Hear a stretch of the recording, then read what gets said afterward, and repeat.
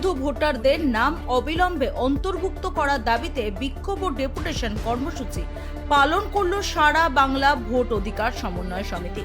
বসিরহাটের ইছামতি ব্রিজ সংলগ্ন এলাকা থেকে শুরু হওয়া প্রতিবাদ মিছিল ইটান্ডা রোড হয়ে মহকুমা শাসকের দপ্তরে পৌঁছে ডেপুটেশন জমা দেয়। সংগঠনের নেতৃত্বে থাকা অজয় বাইন দাবি করেন, এসআইআর প্রক্রিয়ায় বহু বৈধ ভোটারের নাম ভোটার তালিকা থেকে বাদ পড়েছে। তাদের অভিযোগ, এর ফলে বহু নাগরিক 2026 সালের বিধানসভা নির্বাচনে ভোটাধিকার প্রয়োগ করতে পারেননি। বিক্ষোভকারীদের দাবি যে সব বৈধ ভোটারের নাম তালিকা থেকে বাদ পড়েছে তাদের নাম যুদ্ধকালীন তৎপরতায় পুনরায় তালিকাভুক্ত করতে হবে।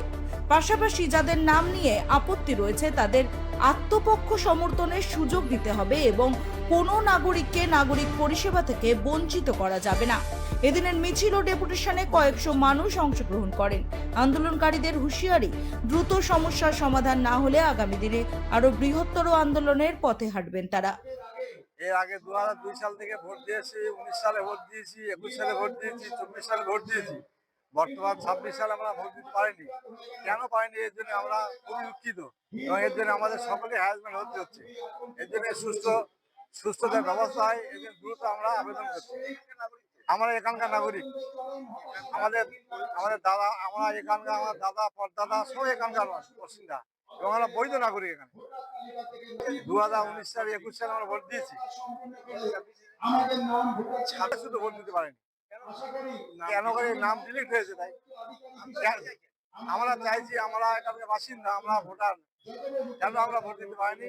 এবার ডিলিট হয়েছে, সুস্থ আমরা নামটা পুনরায় আমাদের নির্বাচন কমিশনে আমরা আবেদন করছি। আমরা পুনরায় আমাদের নামটা এসে যায় ভোটার লিস্টে। আমার নাম আকরাম হোসেন। সমস্যা বলতে আমাদের হচ্ছে মানে আমরা এখানকার মানে ইন্ডিয়ান, আমরা বৈধ নাগরিক এবং আমরা মানে টার্মিনান্সের কাগজ জমা দেওয়ার কথা বলা হয়েছিল, জমা দিয়েছি। তারপরে এক্সিকিউশন এতে ছিল, তারপরে একেবারে ডিলিট করে দিয়েছে। আমরা ভোট দিচ্ছি, 21 সালে ভোট দিয়েছি, 2000 সাল থেকে ভোট দিচ্ছি। শুধুমাত্র এই ডিলেট হওয়ার কারণে 26 সালে ভোটটা দিতে পারি। জন্মগত আমরা এখানকার পশ্চিম দুনিয়াটের নাগরিক, বাপ ঠাকুরদারা সব এখানকারই এবং আমাদের মানে স্থানীয় বাসিন্দা, পুরনো বাসিন্দা। 200-250 বছরের দলিলও আছে আমাদের। আমরা চাইছি যে আমরা নির্বাচন কমিশনে আমাদের যেভাবে নামটা ডিলিট করেছে, পুনরায় আমাদের নামটা যেন তাড়াতাড়ি উঠে যায়। কাজ খুব স্লো হচ্ছে বলে আমরা এই মানে আর কি ডেপুটেশন দিচ্ছি। মুজাফফর হোসেন সর্দার। হচ্ছে এসআইআর এ বাদ পড়া ভোটারদের নাম তালিকাভুক্ত করার জন্য আমরা ভারতবর্ষের সুপ্রিম কোর্টের প্রধান বিচারপতিকে মেল করেছি এবং পাশাপাশি আমাদের মহকুমার সর্বোচ্চ আধিকারিক মাননীয় এসডিও ম্যাডামকে আমরা একটা স্মারকলিপি দেব।